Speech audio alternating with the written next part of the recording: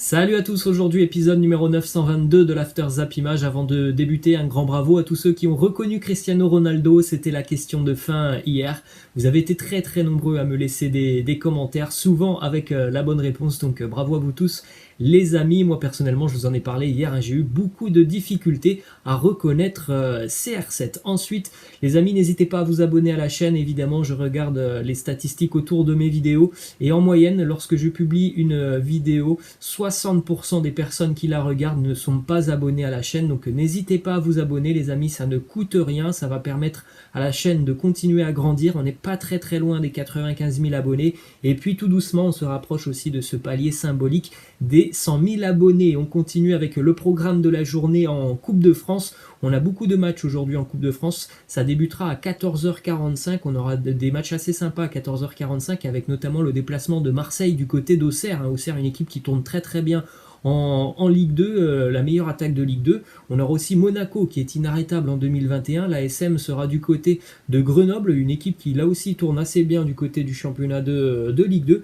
À 19h, le leader lillois sera du côté de Dijon. Et puis l'affiche de la soirée, ça sera à 21h.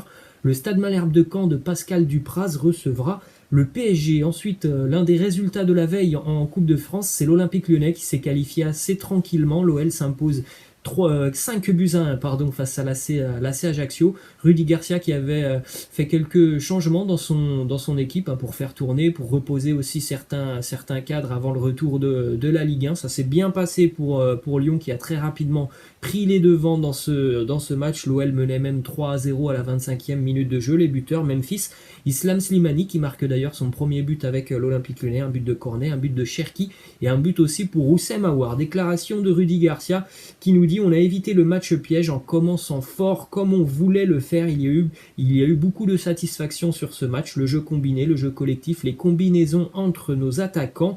Nous avons joué à 100% de nos capacités. C'est vrai que les matchs de coupe, en plus de ça, intercalés entre deux journées de Ligue 1, c'est toujours des matchs pièges. L'effectif qui tourne un petit peu, c'était le cas pour l'OL. Peut-être le manque de motivation chez certaines équipes, c'est pour ça qu'on a des surprises. Ça n'a pas du tout été le cas hier du côté de l'Olympique Lyonnais. Une équipe vraiment impliquée sur le terrain, comme quasiment sur tous les matchs depuis le début d'année.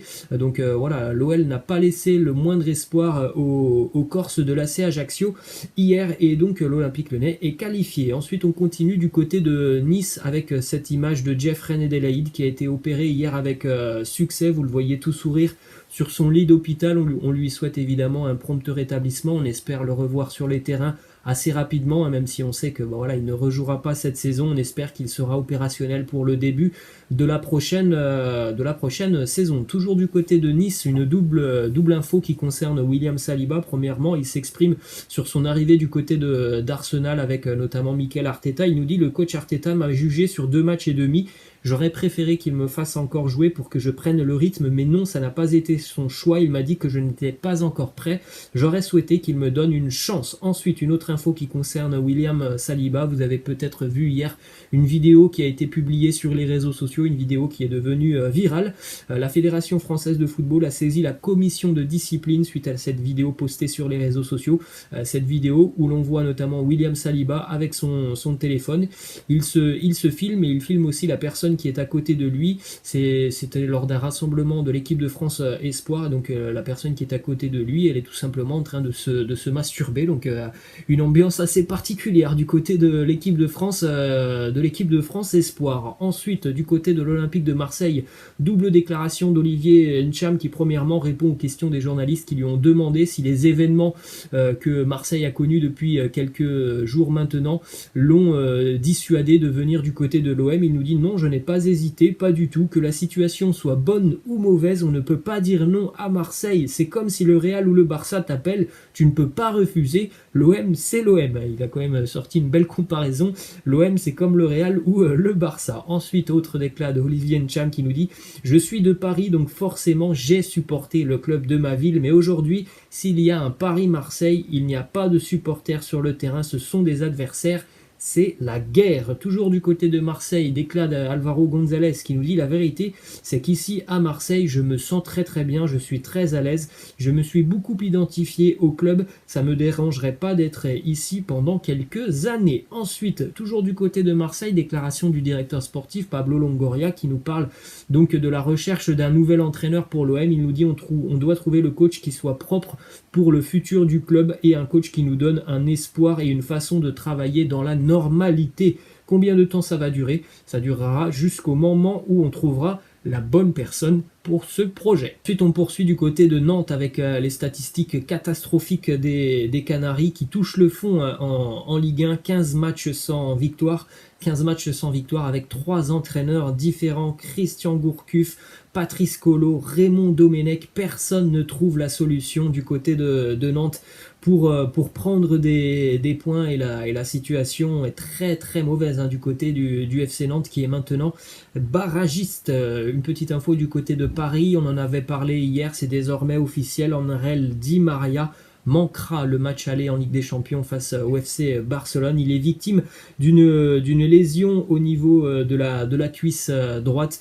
Pour le moment, la durée de son indisponibilité n'est pas connue, mais ce que l'on sait, c'est qu'il ne jouera pas la semaine prochaine face au Barça. Direction l'Espagne maintenant avec le match en retard hier entre les joueurs du Real Madrid et les banlieusards de Retafe. Le Real s'impose 2-0 grâce à Karim Benzema et Ferland Mendy, les deux Français qui ont marqué en seconde mi-temps. Un match complètement maîtrisé par le Real Madrid hier. On pouvait en douter puisque le Real avait quand même beaucoup d'absents, mais malgré tous ces absents et surtout un banc assez jeune du côté du Real, le Real a complètement dominé ce match, ne laissant aucun espoir à Retafe qui a été vraiment asphyxié tout le match. Retafe hier c'est un tir sur le match, un petit tir, donc vraiment une grosse prestation du Real Madrid qui a répondu présent et qui repasse donc en seconde position au niveau du classement de la Liga. 46 points pour le Real.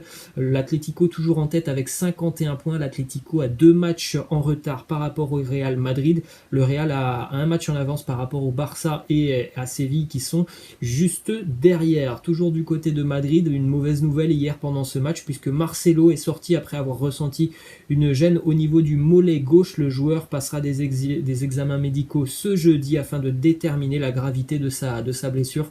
C'est quand même catastrophique pour le Real Madrid. Encore un blessé dans le secteur défensif en espérant que ça ne soit pas trop grave pour le latéral brésilien. Ensuite, une déclaration de Ruben de la Red, un ancien joueur du Real Madrid qui nous parle du crédit que l'on doit accorder à Zinedine Zidane. Il nous dit: Zidane en 5 ans, il a remporté 3 Ligues des Champions et 2 Ligas. Son crédit ne peut pas s'épuiser aussitôt.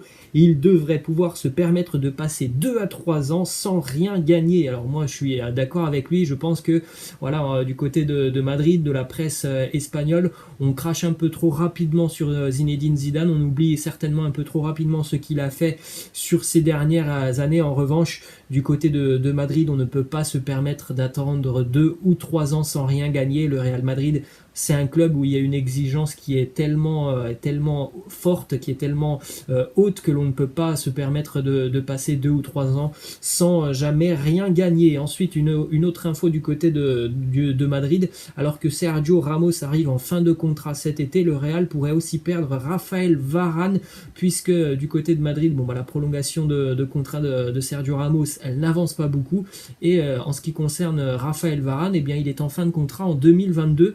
Le Real Madrid attend un signe du français pour pouvoir tout simplement discuter d'une prolongation de contrat. Si ce signe n'arrive pas, le Real ne s'opposera pas à un départ de Raphaël Varane sur ce mercato estival, puisque du côté de Madrid, on ne souhaite absolument pas voir partir Raphaël Varane librement en 2022 et surtout gratuitement. Donc voilà un petit peu les infos dans l'arrière-garde madrilène. Il n'y a rien de très rassurant pour le moment au niveau des prolongations de contrat. Ensuite, direction l'Andalousie avec du côté de Séville, une déclaration de Ivan Rakitic ce soir, Coupe du Roi. Le FC Séville reçoit le Barça, ça va être un super match ce soir.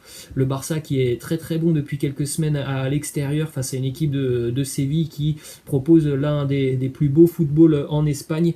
Déclaration de Rakitic qui retrouvera donc ses anciens coéquipiers. Il nous dit: le Barça n'a pas respecté les choses dont nous avions parlé, mais je ne célébrerai pas un but si jamais je venais Barnett a marqué ce soir. Ensuite, on continue du côté de l'Angleterre avec une info qui concerne Manchester City qui suit de près 2 attaquants pour pallier un éventuel départ de Sergio Agüero. Les Citizens s'intéressent à Romelu Lukaku mais aussi à Danny Ings, l'attaquant de Southampton. Ensuite, direction l'Italie avec le résultat hier de la seconde manche de la demi-finale de Coupe d'Italie entre la Juve et l'Inter. Score final 0-0 hier. La Juve s'était imposée 2-1 la semaine dernière du côté de Giuseppe Meazza. La Juve est donc qualifiée pour la finale de Coupe d'Italie et affrontera soit le Napoli, soit l'Atalanta Bergame. Déclaration d'Andrea Pirlo qui nous dit « Rabiot, c'est un joueur qui est très complet. J'ai rarement vu un joueur aussi fort physiquement et techniquement. Il n'a même pas conscience de sa marge de progression. Nous travaillons mentalement pour lui faire comprendre que c'est un champion. Il continue de s'améliorer. » Voilà les amis, la fin de cet After Zap Image. J'espère que ça vous a plu. N'hésitez pas à lâcher un petit like. Je vous laisse et je vous dis à la prochaine. Ciao.